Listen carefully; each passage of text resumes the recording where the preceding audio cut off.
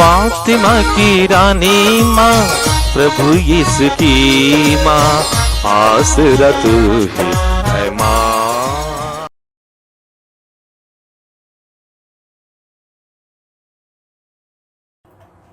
पहला पाठ नबी हगाय का ग्रंथ, अध्याय 2, पद संख्याएं 1 से 10 तक।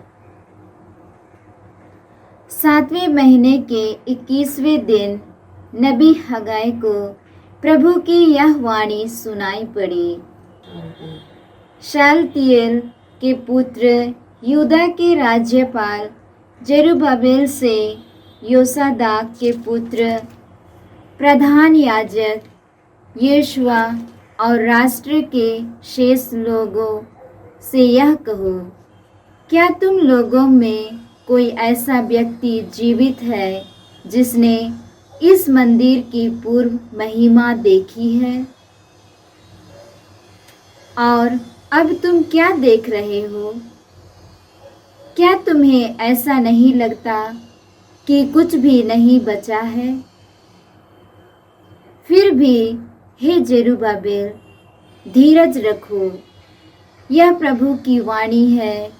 हे योसादाक के पुत्र प्रधान याजक यहोशुआ, धीरज रखो।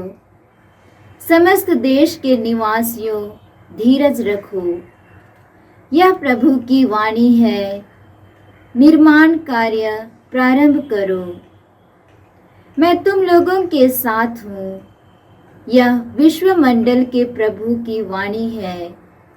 जब तुम मिस्र से निकल रहे थे, उस समय मैंने तुमसे जो प्रतिज्ञा की है, मैं उसे पूरा करूँगा।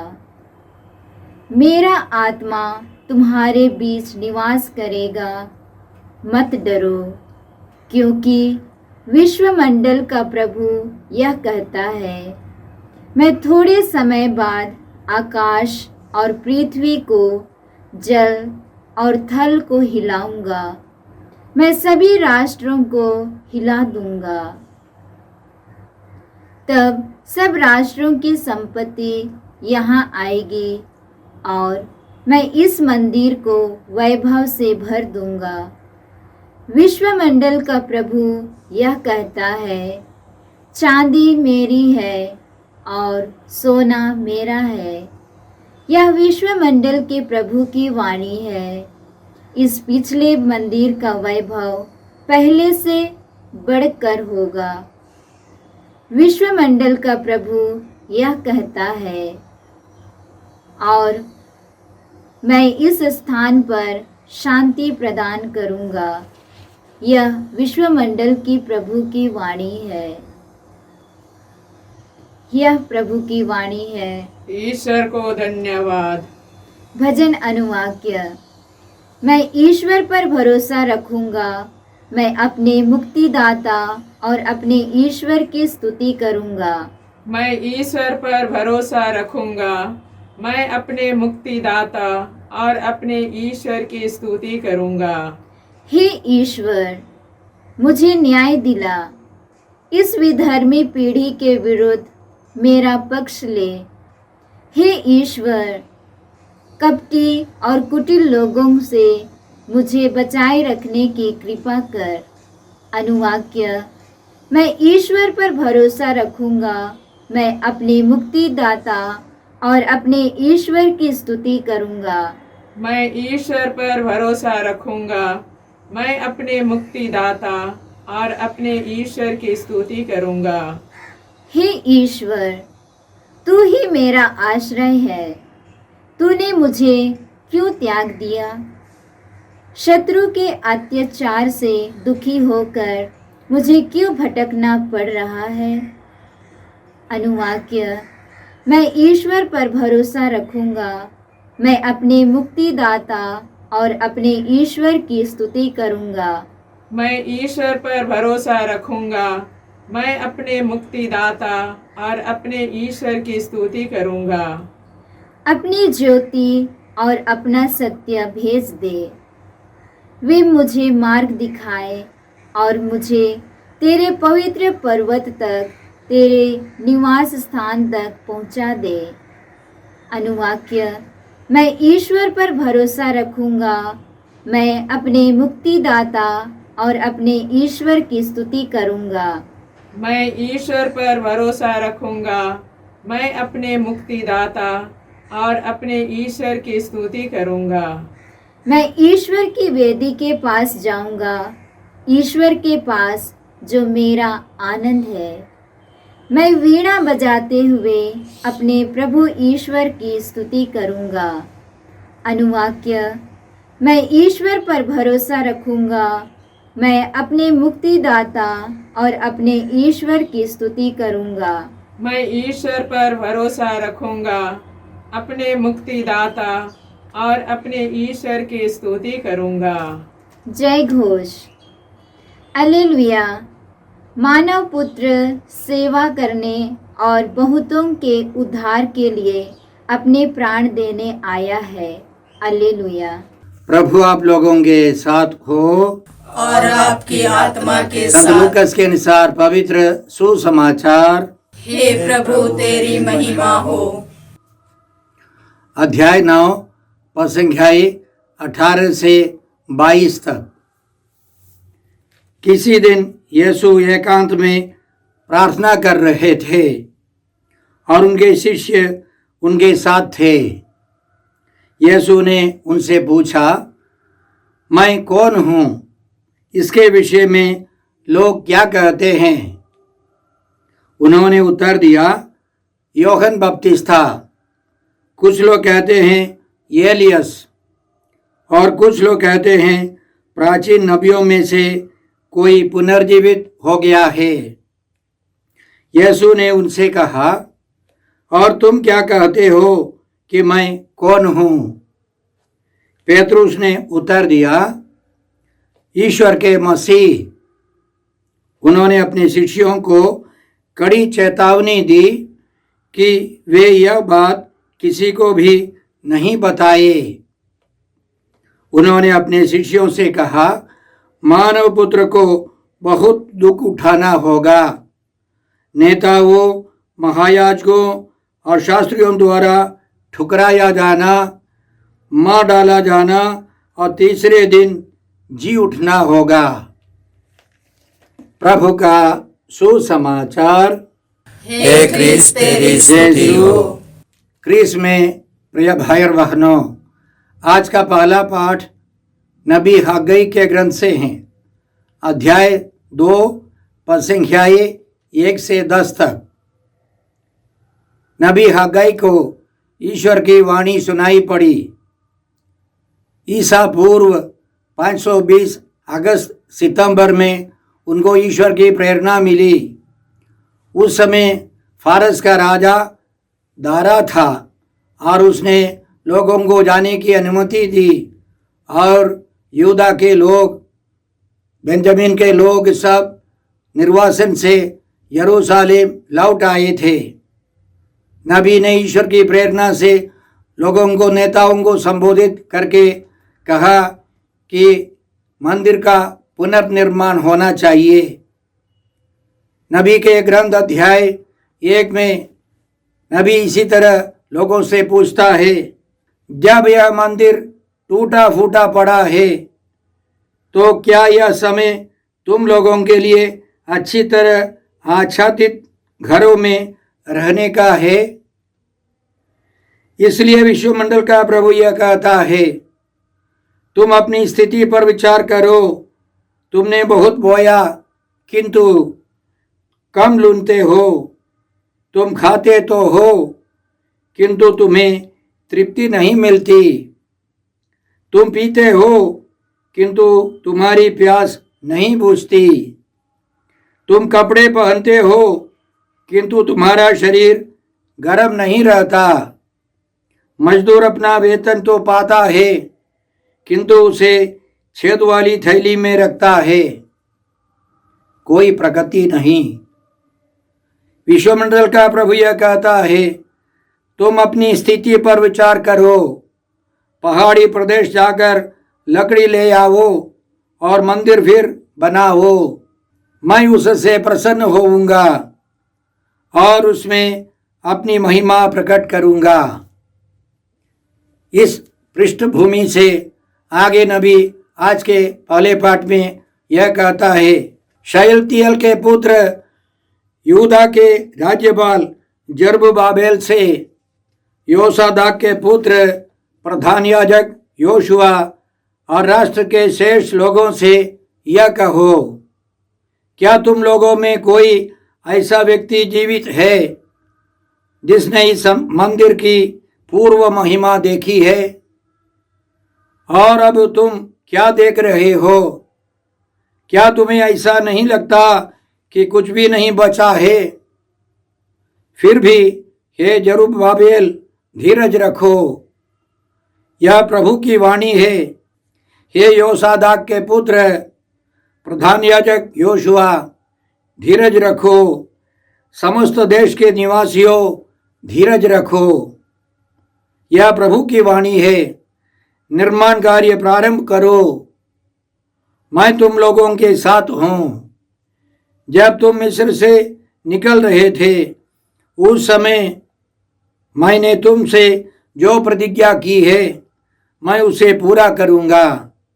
मेरा आत्मा तुम्हारे बीच निवास करेगा। मत डरो, क्योंकि विश्वमंडल का प्रभु यह कहता है, मैं थोड़े समय बाद आकाश और पृथ्वी को, जल और थल को हिलाऊंगा। मैं सभी राष्ट्रों को हिला दूंगा। तब सब राष्ट्रों की संपत्ति यहाँ आएगी और मैं इस मंदिर को वैभव से भर दूंगा। चांदी मेरी है और सोना मेरा है, यह विश्वमंडल के प्रभु की वाणी है। इस पिछले मंदिर का वैभव पहले से बढ़कर होगा और मैं इस स्थान पर शांति प्रदान करूंगा। यह विश्वमंडल के प्रभु की वाणी है। ईश्वर नबी के द्वारा लोगों से कहता है, डरने की कोई जरूरत नहीं है। संपत्ति आ जाएगी, निर्माण शुरू करना है, मंदिर बहुत खूबसूरती से बन जाएगा और उसकी महिमा पहले मंदिर की महिमा से और बढ़कर होगी। हम जानते हैं उस मंदिर का पुनर्निर्माण हुआ, बाद में उसको हेरोद महान ने फिर विस्तार रूप से मरम्मती करके बढ़ाया, पूरे इलाके को बढ़ाया। लेकिन यीशु की मृत्यु और पुनरुत्थान के बाद 70 ईस्वी में वह मंदिर तोड़ दिया गया, बर्बाद कर दिया गया, पूर्ण रूप से जला दिया गया। तो किस मंदिर के बारे में नबी कहता है, जरूर पुनर्निर्माण होना है, हुआ है। लेकिन हम विश्वास करते हैं यह पुनर्जीवित यीशु की महिमा है। पुनर्जीवित यीशु का शरीर मंदिर है, पवित्र कलीसिया है। पवित्र कलीसिया में ईश्वर की उपस्थिति सातों संस्कारों के द्वारा, पवित्र वचन के द्वारा उपस्थिति है। ईश्वर की महिमा, पुनर्जीवित यीशु की महिमा पवित्र कलीसिया के द्वारा फूट निकलती है। हम ईश्वर को धन्यवाद देते हैं। आज के पहले पाठ के पवित्र वचनों के द्वारा ईश्वर हमसे यह भी आग्रह करता है कि हम हर एक व्यक्ति पवित्र आत्मा का मंदिर है। संत पौलुस पूछते हैं, क्या आप यह नहीं जानते कि आपका शरीर पवित्र आत्मा का मंदिर है?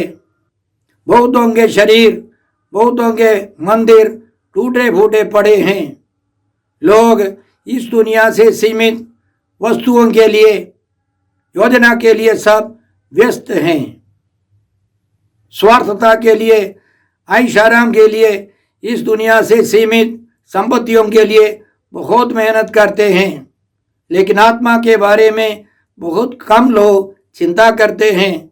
आत्मा की पवित्रता के लिए बहुत कम लोग प्रयास करते हैं। इसलिए ईश्वर का कहना है कि तुम अपने मंदिर के बारे में सोचो, उसका पुनर्निर्माण होना है, नवनीकरण होना है। हर एक व्यक्ति को दैनिक जीवन में व्यक्तिगत रूप से प्रार्थना करनी है, पारिवारिक प्रार्थना में भाग लेना है। पारिवारिक प्रार्थना जैसे रविवार का मिसा बलिदान उसमें भाग लेना है, योग्य रीति से भाग लेकर प्रभु यीशु के शरीर और लहू को ग्रहण करना है, यह ईश्वर चाहता है।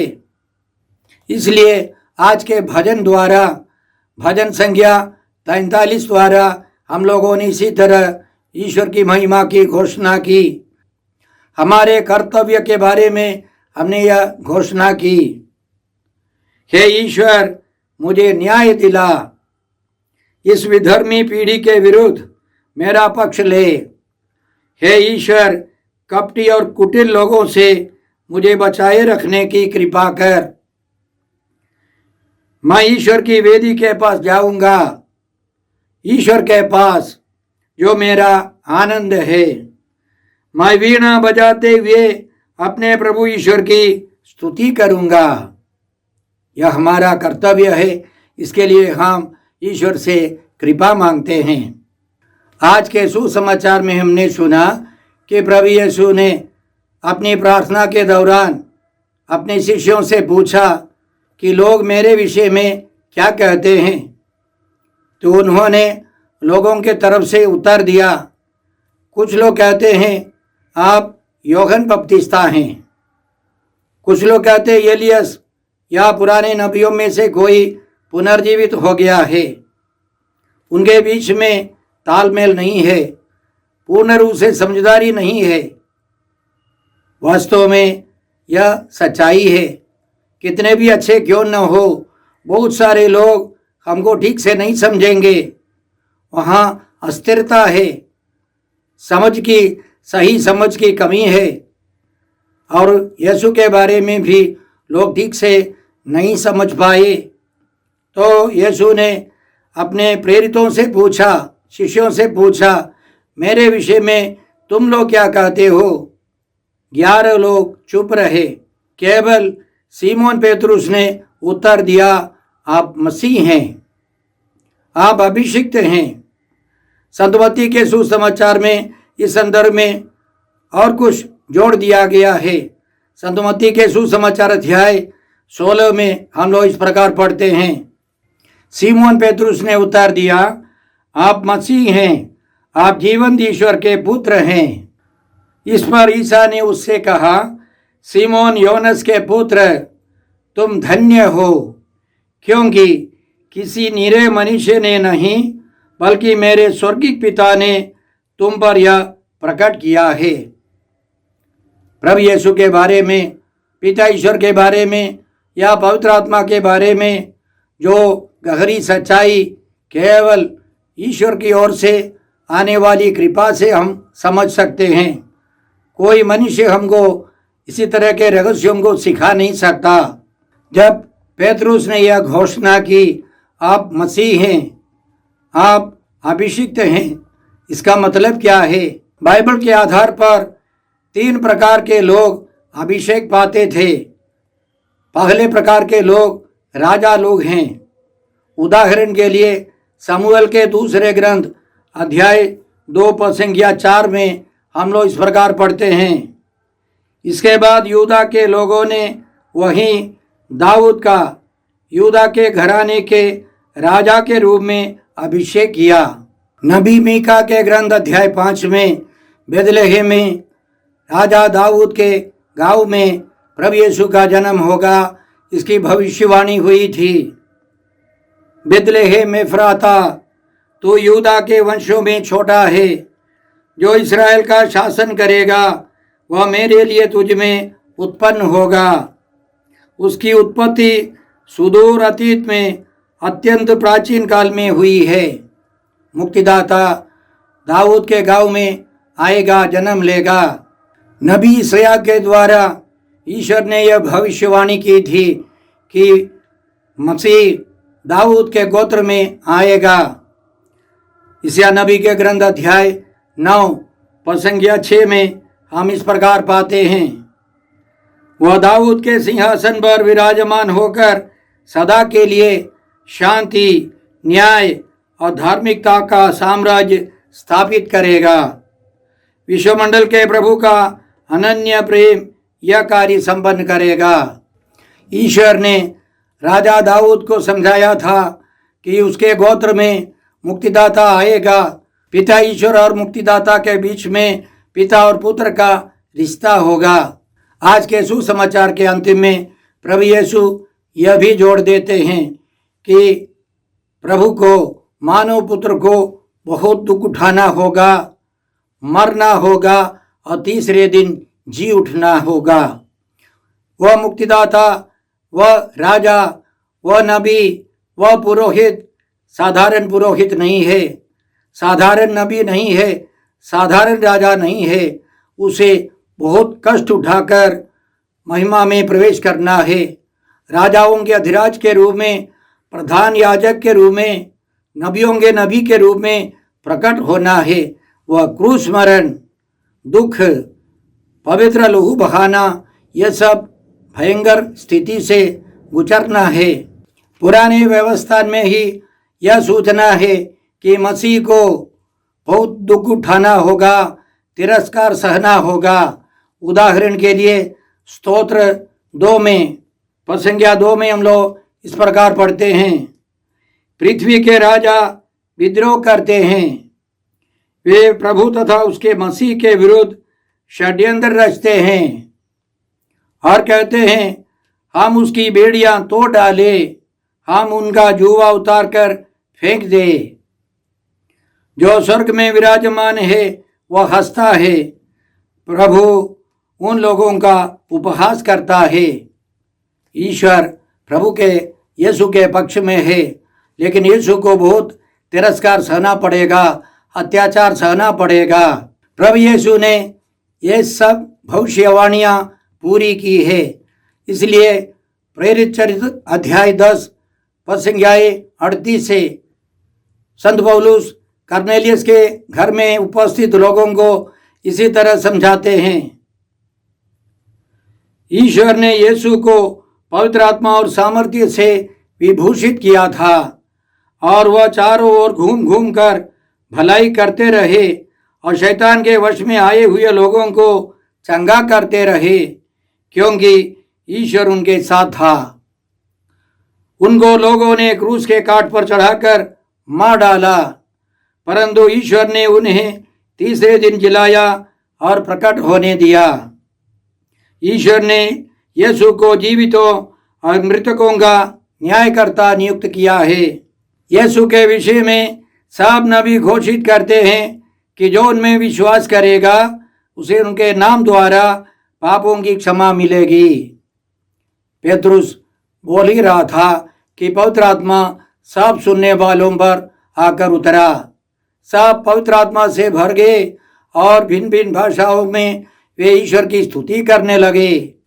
हम पिता ईश्वर को धन्यवाद देते हैं कि उनकी मुक्ति योजना के लिए प्रभु यीशु को हमारे मुक्तिदाता के रूप में भेजने के लिए अभिषिक्त राजा, अभिषिक्त पुरोहित, अभिषिक्त नबी के रूप में भेजने के लिए, और प्रार्थना करते हैं कि हम उनके कार्यों को जारी रख सके, सुसमाचार का प्रचार कर सके, ईश्वर का राज्य फैलता जाए। आइए हम प्रार्थना करते हैं। हे अब्बा पिता, हे प्रभु यीशु, हे पवित्र आत्मा ईश्वर, आज के सारे पवित्र वचनों के लिए हम तुझे धन्यवाद देते हैं और प्रार्थना करते हैं कि हम सब प्रभु यीशु के चरण चिन्हों पर चलकर उनके कार्य करते रहें, ईश्वर का राज्य फैलाते रहें। हम यह प्रार्थना करते हैं प्रभु क्रिस्त के द्वारा। हमारे प्रभु यीशु क्रिस्त की कृपा, ईश्वर का प्रेम और पवित्र आत्मा का साहचर्य आप सबों को प्राप्त हो। आमीन।